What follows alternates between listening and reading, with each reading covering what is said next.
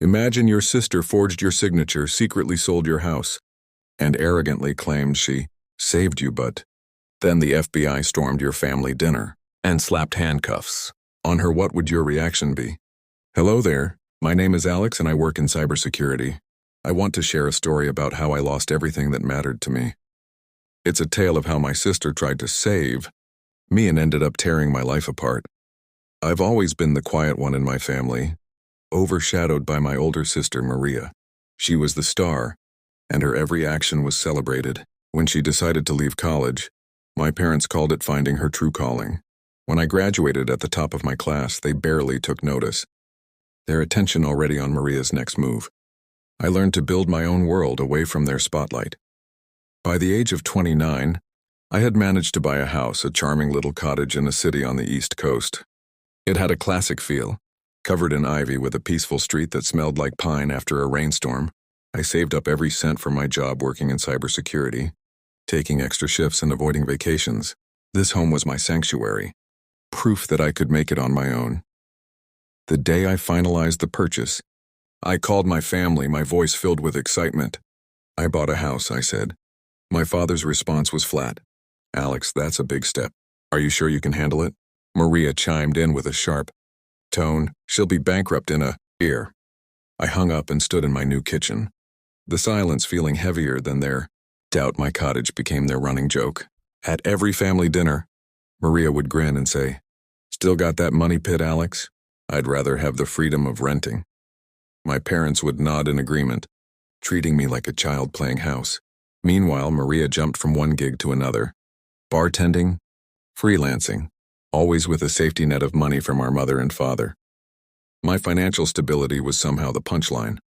Last spring, my job sent me overseas for a 7-month assignment. I specialize in cybercrime, tracking digital leads for high-stakes, confidential cases. Before leaving, I made sure my cottage was secure. I set up automatic mortgage payments, hired a gardener to handle the yard, and installed a high-tech security system.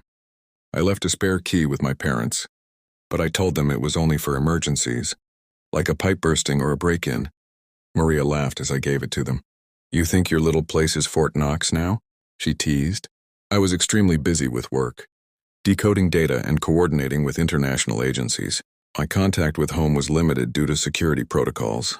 During one short call, Maria joked, "Your house hasn't fallen apart yet." I trusted her and laughed it off. That was my mistake. A week before I was supposed to return, my boss called me into a secure office. "Alex, there's a problem with your property," she said, her face serious. A confidential alert appeared on her tablet. Someone had filed a sale for my cottage. I was in disbelief. My house had been sold. "It's been flagged as fraud," she explained. "Your address is under federal monitoring because of your clearance. This could be a serious security breach." I took the next flight back home. When I arrived at my cottage, a sold sign was on the lawn. My key no longer worked and a realtor's lockbox was on the door. I called the number, my voice trembling. "Who sold my house?" I asked. The realtor's voice was relaxed. "Oh, you must be Maria's brother. She said you were overwhelmed with debt and couldn't keep up. She took care of the sale for you using a power of attorney. A clean transfer. You're off the hook." I felt completely defeated. I called Maria. She answered from a party at our parents' residence, her voice sounding pleased with herself. "Surprise, Alex," she said. "I sold your house for you and got you $312,000. You were in over your head, and now you're welcome. You had no authority to do that." I said, my voice tight. "That was my home." "Relax," she replied. "I saved you from losing it. The bank said you were behind on payments." Behind. My payments were automatic and I had never missed one. I checked my bank accounts often, even from across the world. Then I realized what happened. Maria hadn't just sold my house. She had faked my signature and created a story about missed payments, convincing everyone from the realtors to our parents that I was struggling. I drove to my parents' house, my hands shaking. A banner read, "Great job, Maria." My family was celebrating her, calling her their savior. I stood in the doorway, a stranger to their happiness. Maria began to explain how she had fixed my problem. I sat down, my voice calm but sharp. "Maria, my house was under federal protection. You didn't just sell my home. You committed wire fraud. Identity theft and tampered with a monitored government asset. Her smile disappeared, and the room went silent. What? She stammered. My phone buzzed. Agent Alex, we need you now, my supervisor said. The FBI is at the buyer's office. Warrants are active. Moments later, agents rushed into the room. Maria's face turned pale as they put handcuffs on her. I was helping you, she yelled as they led her away.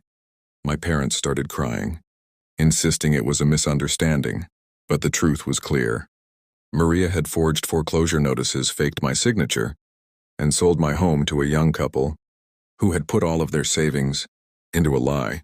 Now my cottage is tied up in a federal investigation. The buyers lost their dream, and Maria is facing a long prison sentence. As for me, I'm trying to rebuild my life, learning that you can't always trust the ones you love. That's the whole story, folks. If you had fun, make sure to subscribe to Home Exposed for more crazy stuff coming your way.